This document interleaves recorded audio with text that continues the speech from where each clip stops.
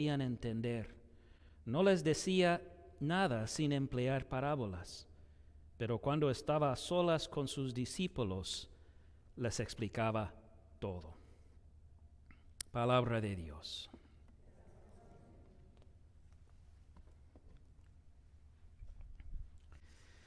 El verde es el color del crecimiento, obvio. Pero es por eso que el color litúrgico que usamos para los domingos después de Pentecostés es el verde. Porque esta temporada del año eclesiástico se enfoca en el crecimiento y la vida de la iglesia, de ustedes. Es por eso que muchas de las lecturas señaladas durante este periodo del año tienen que ver con el crecimiento, tienen que ver con ilustraciones agrícolas. A veces se afirma que la razón por la que Jesús usó tanto las ilustraciones agrícolas es porque obviamente vivían en una sociedad agrícola, y eso sí es cierto. Pero yo creo que también tenía que ver con más que eso. Yo creo que también tiene que ver con la forma en que Dios diseñó este mundo y la forma en que Dios decidió que este mundo funcionara. Cuando estudiamos la naturaleza, aprendemos mucho acerca de Él y aprendemos la manera en que Él obra en nosotros. Y ese es el propósito de estas dos parábolas hoy. Ambas tienen que ver con el reino de Dios. El reino de Dios es el lugar donde Él gobierna, pero no es un lugar local en este mundo. El lugar donde Dios gobierna es el corazón del creyente. Aquí Dios gobierna, pero no a través de la coerción. No es un reino en donde Dios gobierna a través de la fuerza. No, Él gobierna el corazón nuestro con su amor perdonador y así nos conquista. De modo que digamos, me rindo, soy tuyo. Este reino, entonces, no es un lugar específico, es un pueblo específico. Las personas, o sea, los cristianos, están esparcidas por todo el mundo. Entonces, el reino no se trata de la congregación per se, no, cada uno de ustedes es el reino. No eres todo el reino, pero sí eres una parte significativa de él. Lo que Jesús nos enseña hoy es que este reino va a crecer, sin duda. No importa cuánto Satanás ataque a la iglesia en este mundo, el reino de Dios, la iglesia de Dios en el mundo seguirá aumentando hasta que Cristo vuelva de nuevo. Y de eso se trata la segunda de estas parábolas, la del grano de mostaza. Voy a hablar acerca de la segunda primero. Esta parábola Jesús emplea para explicar el crecimiento exterior de la iglesia cristiana por el mundo. Comienza muy, muy pequeño. Tan pequeño como un grano de mostaza. Pero luego, con el tiempo, crece. Y sigue creciendo hasta que sea uno de los arbustos más grandes, más gloriosos, más pacíficos, tan grande que abarca todo el mundo. Y tan pacífico que tal como los pájaros anidan en las ramas de esta planta de mostaza, también nosotros encontramos paz y serenidad dentro del refugio del reino de Dios. Yo no creo que esta parábola requiera mucha interpretación. Es bastante evidente cuando Jesús estaba explicándola o dándola por primera vez, Él estaba a punto de sembrar la semilla, es decir, estaba a punto de establecer el reino. ¿Cómo? Iba a morir y resucitar. Lo que vemos en las Escrituras es que justo después de eso, el reino, la iglesia era muy pequeña. Contaba con 120 personas que se reunían en Jerusalén. Luego llegó el día de Pentecostés y 3,000 personas se convirtieron en aquel día. Así que el reino se aumentó. Y hoy en día pues ha crecido tanto que ya hemos llegado hasta los millones y miles de millones de personas. Entonces, justo como Jesús dijo que sucedería, sucedió. Los versículos 30 y 32. También dijo con qué vamos a comparar el reino de Dios, qué parábola podemos usar para describirlo. Es como un grano de mostaza. Cuando se siembra en la tierra es la semilla más pequeña que hay, pero una vez sembrada crece hasta convertirse en la más grande de las hortalizas y echa ramas tan grandes que las aves pueden anidar bajo su sombra. Muy sencillo. Comencé con esa parábola a propósito porque explica el extente o el crecimiento exterior del reino. La primera parábola explica cómo esto sucede. Y la respuesta no es muy satisfactoria a los que les gusta entender todo como yo, pero es la respuesta correcta. Jesús dice, es un misterio en cómo este reino crece por el mundo.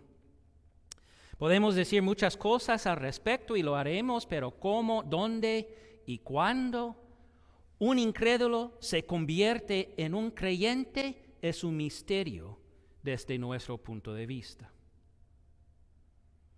Nada más piensen en su propia conversión. ¿Cómo es que tuvo lugar? Para muchos de nosotros nacimos en una familia creyente y entonces nuestros padres nos bautizaron y ya. Pero cuando hacemos las preguntas tales como, ¿y por qué nací yo en una familia creyente? ¿Y por qué mis papás me bautizaron? Entonces tenemos que regresar de generación en generación y piensen en todo lo que tuvo que pasar para que tú nacieras en tu familia particular, para que todo eso tuviera lugar. Es alucinante. O pensemos en alguien que se convierte en creyente más tarde en su vida. Esa persona puede decir, bueno, yo recuerdo cómo sucedió, yo recuerdo que el pastor me explicó la palabra de Dios, pero de nuevo, todo lo que debía unirse para que eso sucediera es un misterio. Estuve hablando esta semana pasada con una señora que me contó su cuento de conversión, como ella se hizo creyente más tarde en la vida y luego se bautizó. Fue fascinante. O yo pienso en muchos de ustedes, o especialmente en el inmigrante a este país, que Dios trajo al inmigrante a este país para escuchar la palabra de Dios. ¿Quién hubiera pensado que Dios usaría a un pastor con ojos claros, que es caucasio, que habla español como segunda idioma, para hablar la palabra de Dios a esta persona? Y que este pastor acaso se mudó a Waukegan durante estos años cuando tú o otro estaba en Waukegan durante estos años. ¿Quién puede entender eso? Por supuesto sabemos que es la palabra de Dios que hace todo esto. El poder está en la palabra, tal como el poder está en la semilla. Pero ¿cómo es que la vida entra en una semilla? De eso Jesús habla aquí. Él dice en los versículos 26 y 27, Jesús continuó, el reino de Dios se parece a quien esparce semilla en la tierra, sin que éste sepa cómo. Y ya sea que duerma o esté despierto, día y noche brota y crece la semilla. Y por supuesto, la comparación es muy apropiada. Que un misterio igualmente grande es el brote y el crecimiento de la palabra en los corazones de las personas. Jesús dijo, el viento sopla donde quiere y lo oyes silbar, o sea, sabes que está presente, aunque ignoras de dónde viene y a dónde va. Lo mismo pasa con todo el que nace del Espíritu. Y de ahí la pregunta del título de este sermón. ¿Qué diferencia ha hecho Dios en tu vida? Porque el hecho de que seas creyente en Dios significa que Dios ha hecho una diferencia en tu vida. Piensa en qué tipo de persona serías sin Dios. O piensa en qué tipo de familia tendrías sin Dios. La palabra de Dios provoca crecimiento. Esa es la promesa. ¿En qué manera? Como un grano mostaza, que crece hasta convertirse en el arbusto más grande. ¿Cómo sucede esto? Como una semilla en la tierra. La tierra da fruto por sí sola, primero el tallo, luego la espiga y después el grano llega en la espiga. Nos da muchas razones para pausar y agradecer a Dios, ¿no? Ciertamente es un motivo para adorarlo. ¿Quién eres tú? Eres la creación de Dios mismo. Es el Padre que te engendró. ¿De quién eres tú? Pues tú le perteneces a Él, pero eso es bueno porque es Dios todopoderoso. Eres parte de su reino. Y el punto que Jesús quiere comunicar hoy día es que este reino va a crecer. No solamente colectivamente por todo el mundo, no solamente numéricamente en el sentido de que más y más personas van a llegar a la fe todos los días, sino también internamente.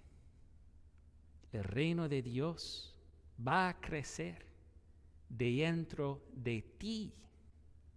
Esa es la promesa. ¿Dónde estás en ese proceso de crecimiento? ¿Eres apenas el tallo? ¿O luego la espiga? ¿O luego el grano maduro? Bueno, alguien dice, yo tengo 50 años, yo debo ser una fruta madura. No tiene nada que ver con la edad. Tiene que ver con la palabra sembrada dentro de ti. Puede haber abuelos que apenas están en la etapa en que la espiga se brote, y puede haber niños que están listos para ser cosechados. ¿Cómo? Porque ser cosechado en esta parábola es ser llevado al cielo. ¿Dónde estás tú en tu crecimiento? Bueno, la verdad es que realmente no lo sabemos, es un misterio, solo Dios sabe, pero sí podemos estar seguros que Dios sabe justamente cuándo es el momento tuyo para cosecharte y para llevarte al cielo. Porque la cosecha no es el juicio. Y la hoz no es la santa muerte. Son los ángeles de Dios que vienen para llevar a la persona al cielo. A veces ese es un niño. Y Dios dice que este fruto se ha madurado. y está listo. El tiempo de la cosecha es el tiempo más alegre de todo el año. La muerte de un creyente es un tiempo de alegría porque sabemos que lo que estaba por suceder sucedió en este sentido. La única razón para la que sembramos semilla es para que produzca fruta, para que la podamos cosechar. ¿Por qué Dios te da vida? ¿Por qué Dios te da vida espiritual? Para que crezcas, para que des mucho fruto maduro y para que al final, cuando estés listo, Dios te lleve al cielo. Entonces, hay una razón por la que todavía estás aquí en este mundo. El hecho de que sigas en este mundo quiere decir que todavía necesitas crecer. El hecho de que todavía estés aquí en este mundo significa que Dios no ha terminado todavía contigo. ¿Cómo es que crecemos? El poder está en la semilla de la palabra. Cuando esta palabra se arraiga, se planta dentro de nuestro corazón y cuando le echamos abono y agua y sol, crece. Y los demás lo notan y se ve muy bello.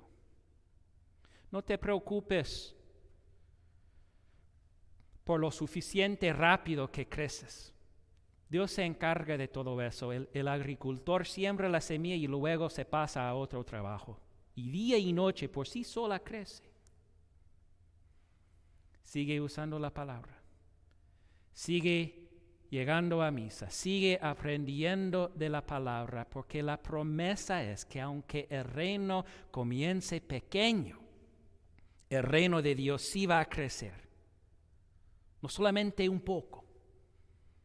Crecerá, crecerá y crecerá. Amén. De pie.